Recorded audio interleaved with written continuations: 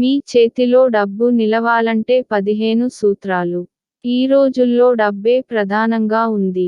అయితే చేతిలో డబ్బు నిలవాలంటే కొన్ని నియమాలను తప్పకుండా పాటించాలని వాస్తు శాస్త్ర నిపుణులు చెబుతున్నారు. ఇంటి యొక్క వాస్తును బట్టి ఇంట్లో పరిస్థితులు ఉంటాయని, కనుక ఇంటి వాస్తు విషయంలో తప్పకుండా వాస్తు శాస్త్రాన్ని అనుసరించాలి. ఈ వీడియోలో ఇంటి యొక్క వాస్తు ఏ విధంగా ఉండాలి అనేది ప్రతి ముఖ్యమైన విషయాన్ని చెప్పడం జరిగింది. కనుక వీడియోని ఎక్కడ స్కిప్ చేయకుండా చివరి వరకు చూసి మీ ఇల్లు వాస్తు ప్రకారం ఉందో లేదో చూసుకుని, వాస్తు సరిగ్గా లేకపోతే వాస్తు నియమాలని తప్పకుండా పాటించాలి.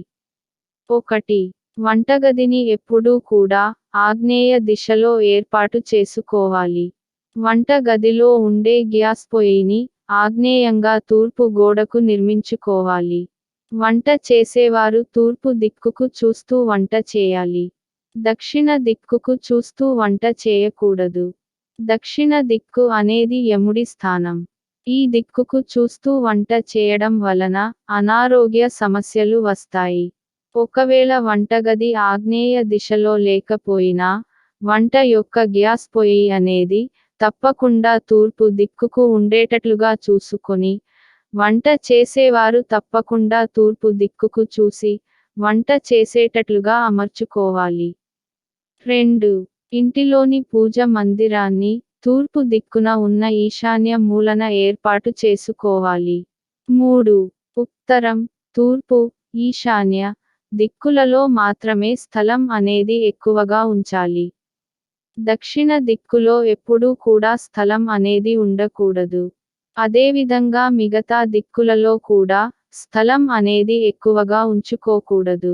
దక్షిణ దిక్కులో కనుక స్థలాన్ని ఎక్కువగా వదిలితే ప్రాణ నష్టం జరిగే అవకాశం ఉంది. ఇతర దిక్కుల్లో స్థలాన్ని ఎక్కువగా వదిలితే అనారోగ్య సమస్యలు మరియు కష్టనష్టాలను ఎదుర్కోవాల్సిన సూచనలు ఎక్కువగా ఉన్నాయి.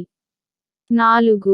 బాత్రూం అనేది నైరుతి వాయువ్యం మరియు ఆగ్నేయ దిశల్లో ఉండాలి. ఈశాన్య దిక్కులో బాత్రూంలో ఎట్టి పరిస్థితుల్లోనూ నిర్మించకూడదు. 5.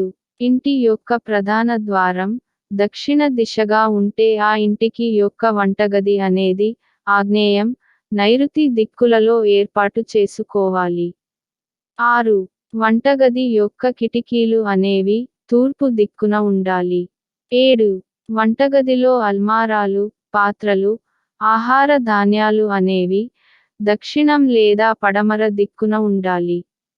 ఉత్తరం, తూర్పు దిక్కులలో నిర్మించకూడదు. 8. వంట గదిలో షింక్ అనేది ఈశాన్య దిశలో ఉండాలి. 9. పడుకునే బెడ్ అనేది ఎప్పుడూ కూడా గది మధ్యలో ఉండకూడదు. పడుకునేటప్పుడు దక్షిణం వైపు చూస్తున్నట్లుగా పడుకోవాలి. లేదా తూర్పు దిక్కుగా పడుకోవాలి తప్ప ఉత్తరం, పడమర దిక్కులలో పడుకోకూడదు. అలా పడుకుంటే అనారోగ్య సమస్యలు వస్తాయి. 10. భార్యాభర్తలు ఎప్పుడూ కూడా పడమర దిక్కున తలపెట్టి పడుకోకూడదు.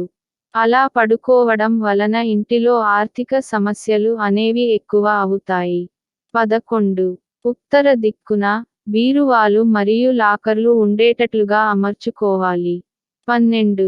ఇంటి యొక్క తలుపులు మరియు కిటికీలు అనేవి సరి సంఖ్యలో మాత్రమే వచ్చేటట్లుగా ఏర్పాటు చేయాలి.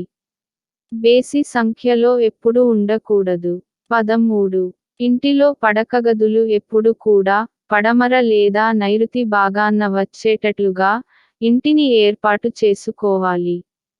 తూర్పు మరియు ఉత్తర దిక్కులలో పడకగదిని ఎప్పుడు ఏర్పాటు చేసుకోకూడదు. 14. ఉత్తర దిక్కుకు అధిపతి కుబేరుడు. ఉత్తర దిక్కు అనేది ఎప్పుడూ శుభ్రముగా ఉండేటట్లుగా చూసుకోవాలి. ఉత్తర దిక్కులో ఎటువంటి చెత్త చెదారము ఉంచకూడదు. అలా ఉంచితే ఇంటిలో లక్ష్మీ కటాక్షం కలగదు. 15. ఇంటి యొక్క ప్రధాన ద్వారం అనేది చాలా శుభ్రంగా ఉండాలి.